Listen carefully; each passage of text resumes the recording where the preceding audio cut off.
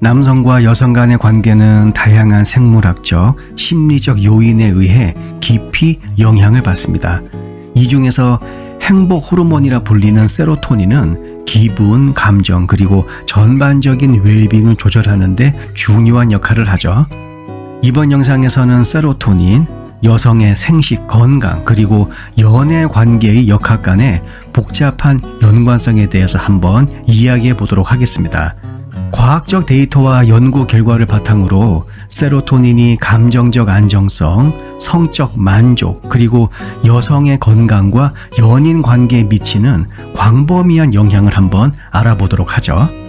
우선 세로토닌은 뇌 내에서 신호를 전달하는 데 중요한 역할을 하는 신경 전달 물질입니다.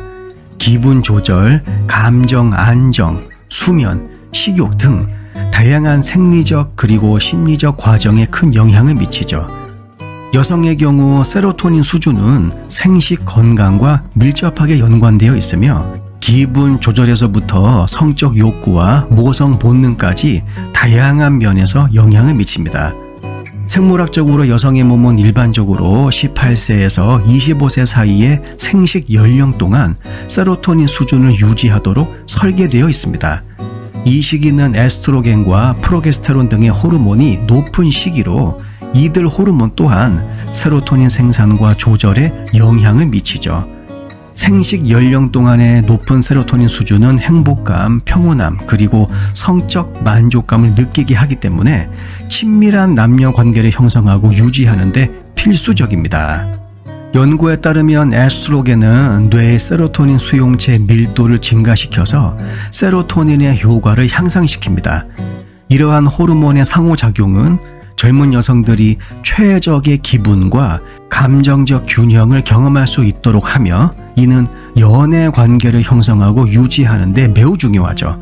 예를 들어 정신신경내분비학 저널에 발표된 연구에서는 에스트로겐 수준이 높은 여성들이 더 큰 정서적 안녕과 관계 만족도를 보고했다고 하며 이는 호르몬 균형이 남녀 관계에 큰 영향을 미친다는 것을 의미합니다. 하지만 여성이 나이가 들면서 특히 25세 이후에는 세로토닌 수준이 눈에 띄게 감소합니다. 특히 이 나이까지 자녀를 가지지 않은 경우에는 세로토닌 감소가 가속화될 수 있습니다. 세로토닌 감소는 불안, 우울 증상 등 다양한 심리적 및 생리적 문제를 초래할 수가 있죠. 이는 여성의 건강한 애정관계 유지 능력에 크게 영향을 미치게 됩니다. 정동장애 저널에 실린 연구에 따르면 만으로 30세가 넘었지만 자녀가 없는 여성들 사이에서 세로토닌 수준의 감소와 관련된 우울증 그리고 불안 장애의 비율이 증가한다고 합니다. 이러한 생물학적 변화는 어쩔 수 없이 연인 관계에 부담을 주고 여성들로 하여금 기분 변화와 정서적 불안정성을 경험하게 하기 때문에 긍정적이고 지지적인 파트너십을 유지하는 데 어려움을 초래하게 되는 것이죠. 높은 세로토닌 레벨은 정서적 안정성과 파트너와의 강한 유대 형성에 기여합니다. 세로토닌은 공감, 이해, 그리고 상호 존중의 감정과 연결되어 있습니다. 이것은 건강하고 지속적인 관계에 필수적이죠.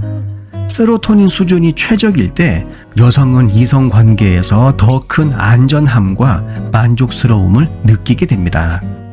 여러분도 아시겠지만 공감 능력은 정서적 유대의 중요한 요소인데 이 역시 세로토닌에 의해 큰 영향을 받습니다. 사이언스 저널에 실린 연구에 따르면 높은 세로토닌 레벨은 공감 반응을 향상시켜서 파트너 간의 소통과 정서적 연결을 촉진한다고 합니다.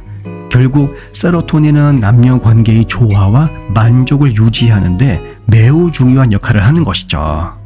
성적 만족도 또한 세로토닌이 중요한 역할을 하는 영역 중의 하나입니다. 적절한 세로토닌 수준은 성욕과 속궁합 만족도를 향상시켜서 관계의 친밀감을 유지하는 데 중요하죠. 반대로 세로토닌 수준이 낮으면 성욕이 감소합니다. 그렇기에 만족스러운 성관계를 유지하는 데 어려움을 겪을 수 있죠.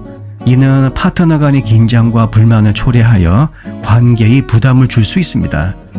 여성이 25세 이후로까지 출산을 연기하면 세로토닌 감소로 인한 생물학적 그리고 심리적 결과를 필수로 받아들여야 합니다. 지금 현재 대한민국의 첫 출산 연령은 평균 33세로 상승하였죠. 20대에 자녀를 가진 여성은 15%에 불과합니다. 그러면서 30대 여성들 사이에서 불안과 우울증의 보고가 증가하고 있죠. 세로토닌의 감소는 앞에서 제가 이야기한 것처럼 불안 그리고 우울과 같은 기분 장애를 초래할 수 있습니다. 생물학적 관점에서 볼 때 출산 최적기는 여성의 20대 초중반입니다. 이 시기에 몸은 가장 높은 생식 능력과 호르몬 그리고 세로토닌 수준을 유지하죠. 이 시기의 출산은 세로토닌 수준을 유지하는 데 도움을 줍니다. 이는 정서적 안정성, 성적 만족, 전반적인 웰빙을 확보하는 데 열쇠 역할을 하죠. 인간 생식 저널에 발표된 연구에 따르면 25세 이전에 자녀를 가진 여성들이 출산을 나중으로 연기한 여성들보다 나중에 더 나은 정신 건강 상태를 경험한다고 합니다. 임신과 출산 타이밍을 최적의 호르몬 그리고 정서적 건강과 일치시키는 것이 주는 장기적인 이점을 이런 연구가 말해주고 있죠. 일찍 자녀를 가진 여성들은 장기적으로 더 나은 건강 결과를 보여주는 경향이 있습니다. 생식 연령 동안 높은 세로토닌 수준은 나중에 기분 장애 및 기타 정신 건강 문제의 위험을 크게 줄일 수 있습니다.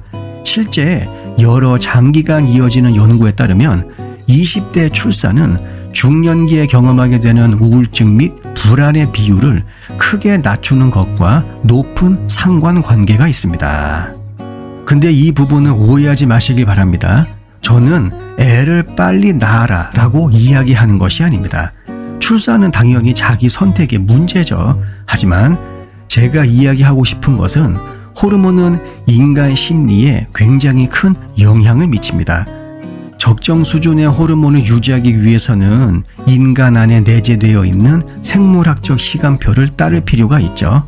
만약 이 시간표를 지키지 못했다면 혹여 발생할 수 있는 세로토닌 감소가 가져올 수 있는 감정의 롤러코스터를 미리 알고 대응할 필요가 있다라는 메시지를 전달하는 것입니다. 영상 내용이 도움이 되셨다면 구독과 좋아요, 알림 설정 그리고 댓글도 많이 남겨주세요. 다음 영상에서 뵙겠습니다.